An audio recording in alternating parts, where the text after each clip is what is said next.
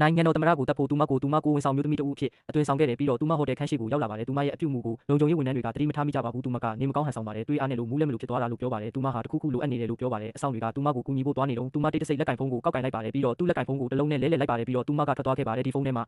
ထူးဆန်းတဲ့လက်နက်တစ်ခုရှိပါတယ်သူဖုန်းကိုအသုံးပြုပြီးတာနဲ့သူ့တက်ကိုနှုတ်ယူသွားပါတယ်သူမကဒီလောက်ထိညံလိမ့်မယ်ဟုမျှော်လင့်ထားပါဘူးသူမဟိုတယ်မှာမထွက်ခွာမီသမ္မတကြီးကတေဆုံးသွားပါပြီလုံခြုံရေးကောင်းဆောင်ကထွက်ပေါက်အားလုံးကိုပိတ်ဖို့ချက်ချင်းအမိန့်ပေးခဲ့ပါတယ်တန်တရားဖြစ်ပွဲလူများလွတ်မြောက်ခြင်းမပြုရန်သူ၏အဖွဲ့အားပြောကြားခဲ့ပါတယ်သူမဟာတက်လေကားပေါ်တက်လိုက်ပါတယ်သူမနောက်ကိုအဆောက်တအုပ်မှလိုက်လာခဲ့ပါတယ်သူမဒီဟိုတယ်တွင်တချို့တယောက်ဖြစ်သောကြောင့်သူမချက်ချင်းတုန်လှုပ်သွားပါတယ်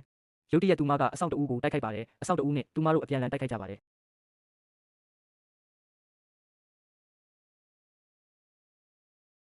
သူ့ကိုယ်သူကာကွယ်ရန်ဓာတ်ကိုအလျင်အမြန်ဆွဲထုတ်လိုက်ပြီးအဆောက်များနှင့်တိုက်ခိုက်ကြပါတယ်လွတ်မြောက်ဖို့စူးစမ်းနေပါတယ်တက်လေကားကပထမထပ်ကိုရောက်လာတဲ့အခါ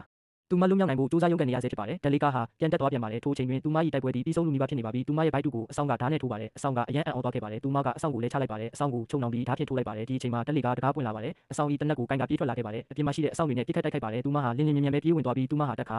ကိုလုံခြုံအောင်လုပ်ထားခဲ့ပါတယ်လွတ်မြောက်ဖို့ခုန်နဲ့ကပြီးအချိန်ဆွဲထားပါတယ်သူမရဲ့လုပ်ဖော်ကိုင်ဘက်တွေစီဖုန်းဆက်အကူအညီတောင်းပါတယ်ဖုန်းနဲ့သူမကိုညွှန်ကြားပေးပါတယ်သူမကိုအချိန်နဲ့တပြေးညီညွှန်ကြားချက်ပေးခဲ့ပါတယ်သူ့အဖွဲ့ဝင်ကနောက်ကမှန်ကိုခွဲပြီးထွက်လာလို့ရတယ်ပြောပါတယ်သူမဟာချက်ချင်းပဲမှန်ကိုတနက်နဲ့ပြစ်ဖောက်ပြီးမှန်ကိုခုန်နဲ့ရိုက်ခွဲလိုက်ပါတယ်လမ်းပေါ်ရှိလူများဟာအံ့အားသင့်သွားပါတယ်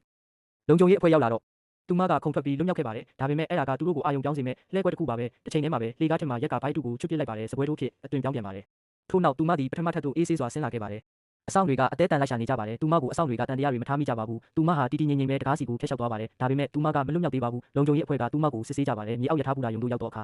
သူမအဝတ်စားတွေကိုအမြန်ပြောင်းပြန်ပါတယ်ဒီတစ်ခါတော့စတိုင်ကြတဲ့အမျိုးသမီးတစ်ယောက်အနေနဲ့ဝတ်ဆင်ထားပါတယ်ရခင်ပုံစံများနဲ့မတူပါဘူးထိုအချိန်တွင်မထင်မှတ်ပဲတစ်ခုခုဖြစ်သွားပါတယ်သူမရဲ့အသင်းဖော်တွေကတယောက်ကိုဖမ်းမိသွားပါတယ်